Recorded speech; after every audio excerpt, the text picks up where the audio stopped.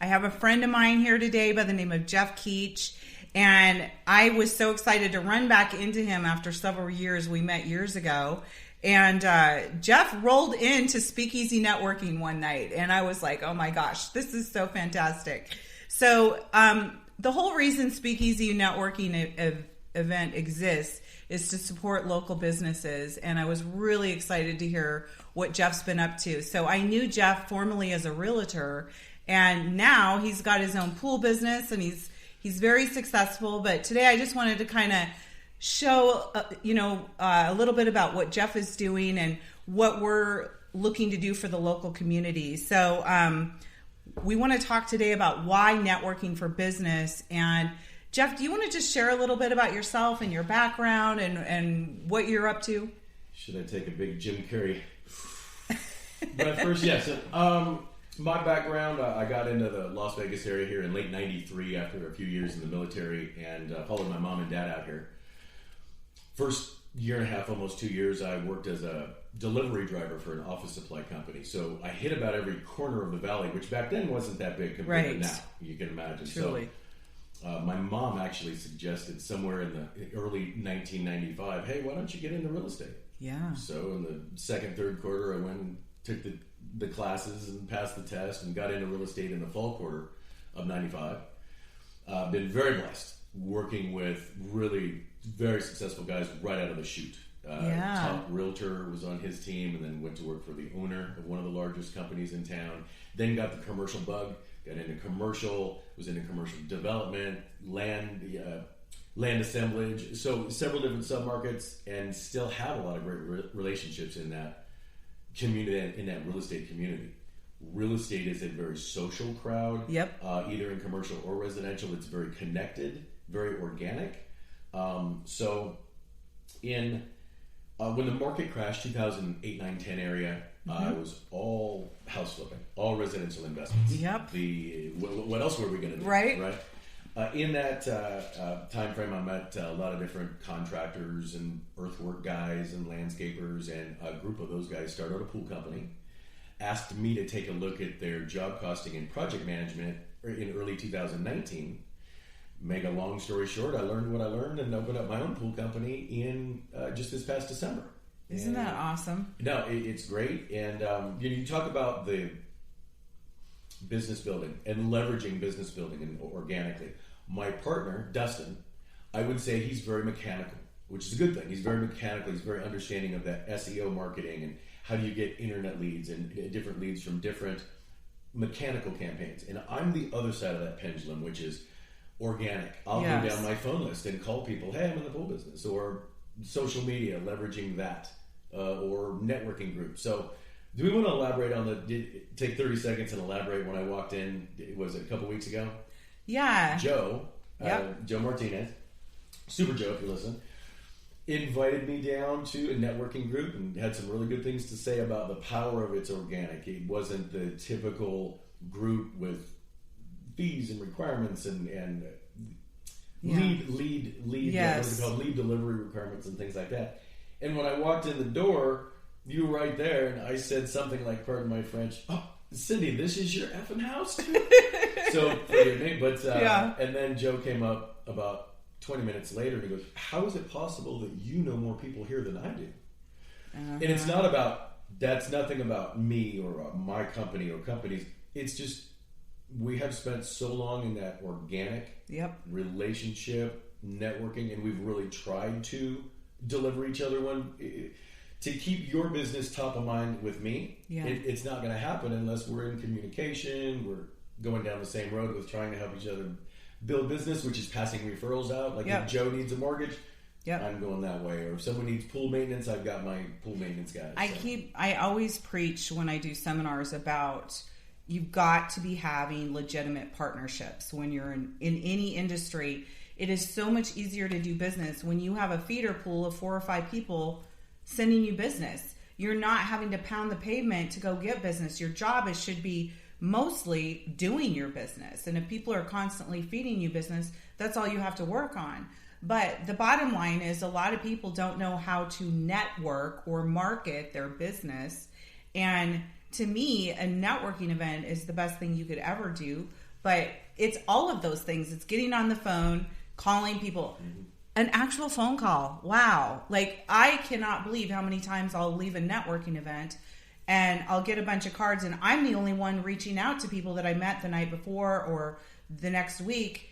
And no one reaches back out to me. I'm like, why would you go to a networking event and spend 2 hours of your life and not reach out? Or both. Yeah. Yeah. So yeah, this is one thing I'm always talking about is when you go to a networking event, go there to truly network and be there for how can I support somebody else? You got to go deep. Yeah. You got to go deep. I mean, if we were to, I don't know if there was a networkgroups.com type of a website where it just had every networking group through every trade organization and lifestyle imaginable, but you see that with every once in a while with some business people, and God bless them. I don't mean to be critical, like I'm Warren Buffett genius or something like that, but not at all. Justin, not at all, though. When you go too wide, there's just not enough time in the day. There's only 24 hours in the day. So if you're going really wide and you have a tremendous staff to help leverage all of that follow-up afterwards, traditionally, I see escrow and title companies, they have very big marketing staffs to handle going wide. Yes. Pool company, small guy, or any other small business. You've got to go deep. You've got to kind of choose those networking relationships and those business relationships, personal relationships, and go deep with it, nurture it, take care of it. In real estate, there's the Mike Ferry side. I don't know if anyone watching the podcast would recognize Mike Ferry's pretty aggressive. He could sit in his style, theoretically, he could sit in a phone book and just cold call all day long. Yep. Whereas there's a fellow by the name of Brian Buffini who coaches nurture that sphere of influence, and that's the organic side. So I think I got really lucky. Dustin, my partner, he's the Mike Ferry side. I'm the Brian Buffini side, and the attention coming into the company is terrific. Right. If anything, we've got to turn that volume down so we're not spending all day answering new phone calls, ignoring the promises we made to the folks we're already working with. Sure. Now, what would you say is making your company, which is called Smart Pools? My Smart Pools. What makes your company different than all the other pool companies? I think background and experience. Background and experience in very high standards of not just customer service, but following through on promises, putting together systems within the business that can support that, rather than putting that cart before the horse in conversation. With all due respect, in the contracting world, I think the contracting world can have that stigma of frustrated homeowners and even commercial developers where the contractor's scheduling isn't on time and or really it's about the communication isn't there. Mm-hmm. Bad news happens sometimes. Get on the phone and talk about it. Like your permit's delayed. If there's no news whatsoever, get on the phone and do it. But to have a body, a certain person in an organization following some sort of a true system that's outside a paper tickler file, something digital in today's world, it's very easy to manage. Mm-hmm. And it's such an easy problem to solve. But it seems that there's a gap in that project after project after project. Mm-hmm. There's frustration from a homeowner. They just want to get the project done, and the contractor offsite. If it's their yard is all dug up. And or the experience took a very, very long time. The worst thing is it takes a very long time with very poor communication. Those two things added up couldn't be worse for any given homeowner. Sure. I've also had stories where homeowners are extremely happy. So I don't mean to sit here and be like, every contractor or every pool contractor, not true at all. I've heard some great stories. I wouldn't say that we're in competition with any other pool builder either. Right. There's more than enough business to go around, right? Well, I'll say it like this. There's a tremendous opportunity for us all to get in front of a large group of people in the desert. It's the desert. I don't think pool building is going to stop. And let me ask you this. We are running into some huge water shortages.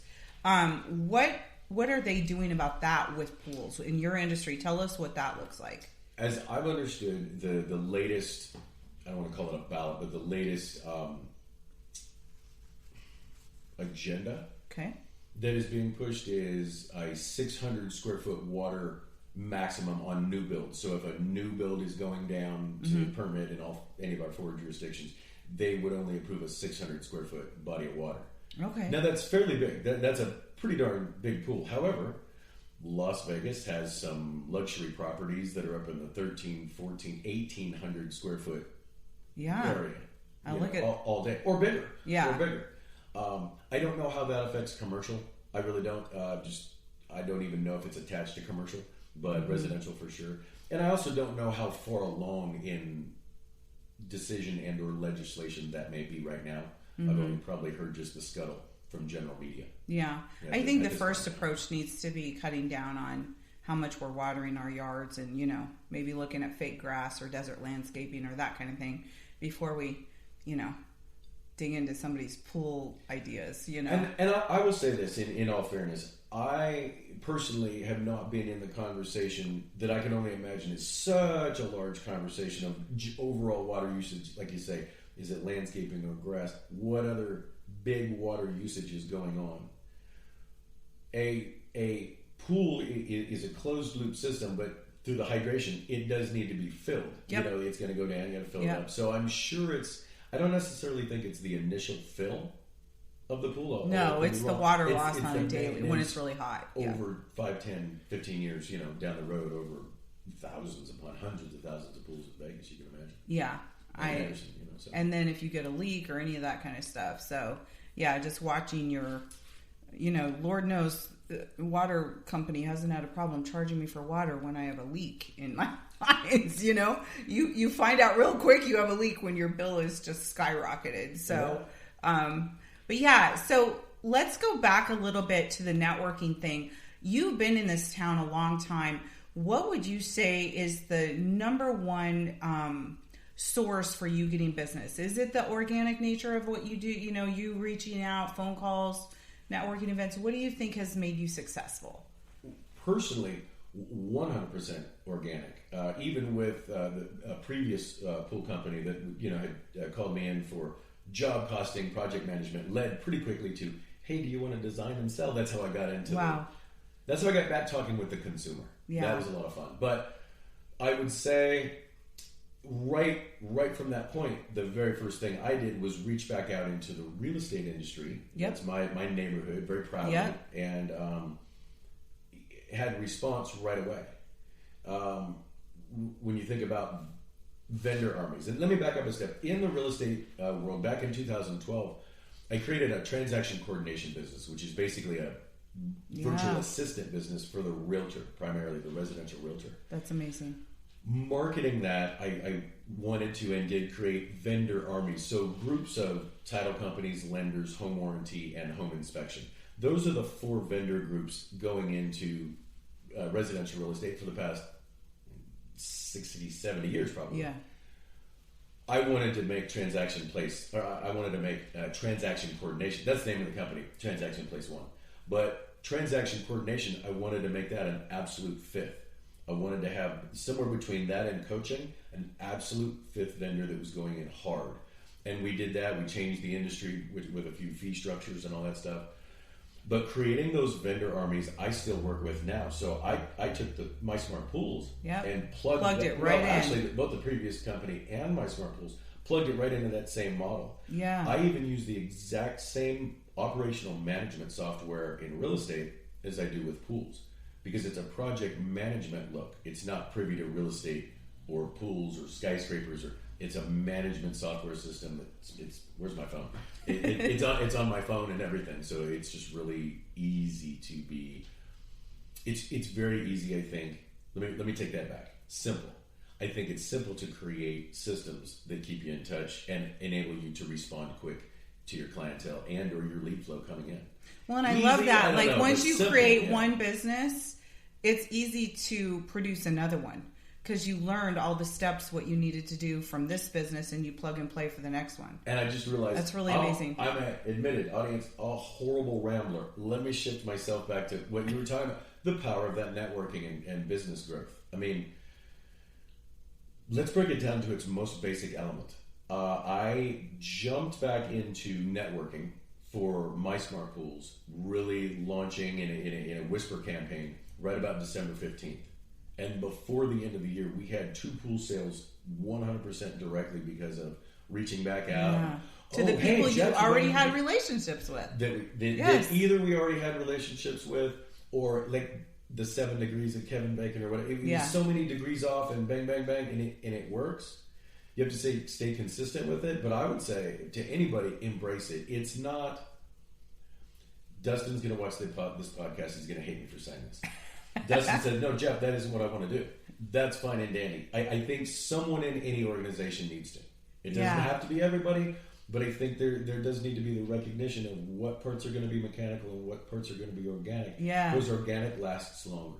Totally does. I've been in this town 27 years, and I think the trick with all of it is relationship. When you know that you got other people that you can count on, when people work with me, they get a team of people automatically that, you know, on the mortgage side, I'm like, don't you want, you know, you're just buying a new house. You're going to need all kinds of things for this house. Don't you want a painter that somebody's already vetted and trusts? Don't you want a pool company that you know somebody has vetted and knows the price and you can get a good deal because you're coming in on a friends and family thing? So I have always told people, please call me the second you get in that house or whatever. When you're working with me, you're getting a team of people around you that will support you. And that is, to me, worth its weight in gold for one client. My clients are happy because they know they don't have to go out and find their own person every single time. They can call me. They know I've been there, done that. I know who's going to be the best person. You have been there, done that. Okay, so we met right about mid-2018, June, early July, somewhere in there for sure. Walking into the house a couple of weeks back was really no surprise. It was like, what a surprise, great to see you, but Cindy, no shit. Pardon my language. But what you're doing here now, you seem to have amplified it with not just the group, not just the Speakeasy group, but the podcast. That's that whole another level of exposure. Yeah. So, and I suppose the audience should know, I think I was on the way out that night. A couple hours later after the event, walking out, and I heard you say, to somebody, podcast, and I said, I've been here for 2.5 hours, you didn't say anything about podcast? And we had that appointment, appointment right here set 37 seconds later. So, podcast, folks, it's really where it's at. Yeah. Me and Dustin, hopefully you'll see us out on a wide range of different podcasts, you know, and events, the golf course, charity events, all kinds of things, so... Yeah, so we just wanted to get that out there. In closing today, the power of networking, and I'm just so excited for your business. You guys are killing it. And we at Speakeasy Networking, my partner Frank Mastarda and I, and my other partner, my marketing director, Ulysses Pisa, we stand for local Nevada business owners, and we want to make our state right again. And that's going to take all of us business owners doing well. So that's what we do. We support you. Thank you for being here. My pleasure. Thank you very much. We welcome you back whenever you want to come back. Right on. No, I love it. And if this conversation interests you, get a hold of us at CindyBerkland.com. And Jeff, what is your email address? Jeff at smartpoolsnow.com. 702-767-3585 is his phone number. Awesome. Thank you very much. This is awesome. Have a great day, folks.